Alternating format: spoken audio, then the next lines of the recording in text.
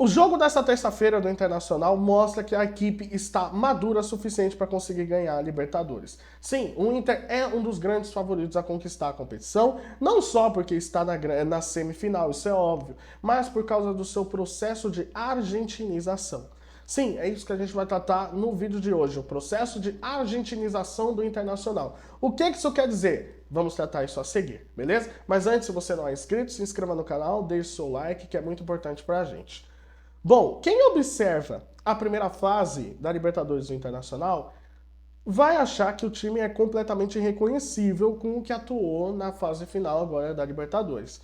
Um time que nessa fase final de Libertadores se mostrou um time muito mais maduro, um time com casca, um time que está sabendo o que faz dentro de campo, como está conduzindo as suas emoções e lidando até com perigo. Lidando até com perigo, inclusive um goleiro milagreiro que apareceu no portão do Beira-Rio. O que isso quer dizer? Que sim, o Inter é um dos grandes favoritos a conquistar a Libertadores, certo? Para mim, o grande favorito é o Palmeiras, mas o Inter é um dos grandes favoritos, sim. E isso muito por conta, não só de ser um time grande, não só de ter uma camisa pesada, não só de ser um dos maiores clubes do Brasil. Não, mas é um processo chamado de argentinização. E o que isso quer dizer?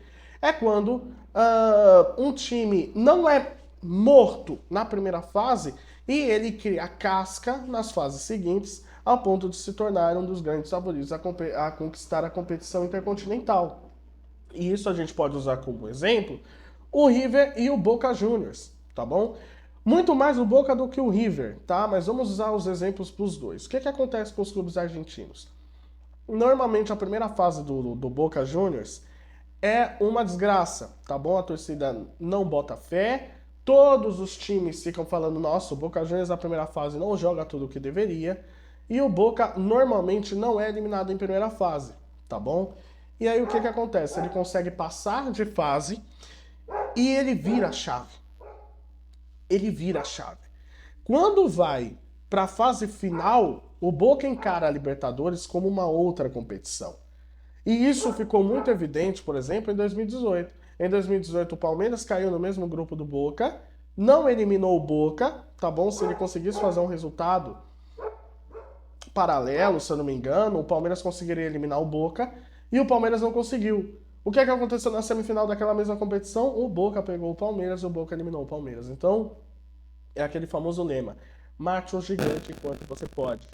E é matar um time na primeira fase. E por que eu estou usando esse exemplo? Porque eu gostei do exemplo usado na Rádio Gaúcha enquanto eu estava aqui vindo para casa, eu estava escutando. E aí teve um seguinte comentário, que sim, o Inter se tornou um time argentino. E não só por conta de virar a chave da Libertadores, de tornar o mata-mata ele mais especial do que a fase de grupos, mas o jeito que joga duas competições diferentes. O Internacional, ele tá perto da zona do rebaixamento no Campeonato Brasileiro. Mas a atuação que ele consegue fazer na Libertadores é completamente diferente ao ponto de fazer a torcida acreditar.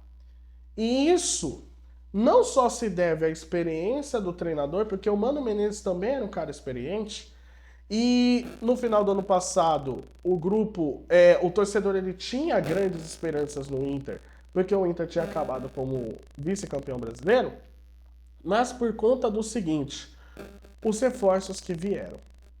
O Inter, ele conseguiu um grande goleiro, um grande arqueiro, titular da seleção uruguaia, que é o Sérgio Rocher, que está fazendo milagres todos os jogos, principalmente os jogos contra o River Plate. O Sérgio Rocher é um cara que, nossa, veio para poder salvar o gol do Internacional. Tudo bem que o John estava bem, mas ele veio. Você tem Charles Arangues, você tem Ener Valencia. Ener Valencia, que se mostrou um cara decisivo no jogo de ida contra o River Plate. Mesmo o Inter teve perdendo por 2-1, ele fez o gol, o único gol do Internacional. Fez o gol no jogo da ida contra o Bolívar e fez os dois de hoje.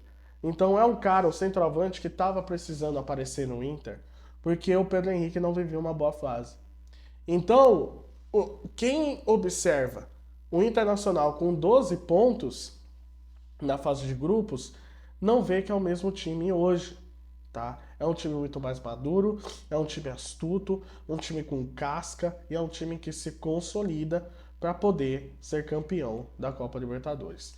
E muito além do só campo, do bola, da inteligência, de controlar o emocional, tem um aspecto torcida. A torcida abraçou o time de uma forma poucas vezes vista aqui no futebol brasileiro. Lógico que a gente tem torcidas apaixonadas, mas a rua de fogo feita no jogo da volta contra o River Plate fez com que a sinergia entre time e torcida ficasse ainda mais intensificada, criando um caldeirão no Beira-Rio, um clima hostil para o adversário e o Internacional vá a passos longos adiante para, sim, estar no Maracanã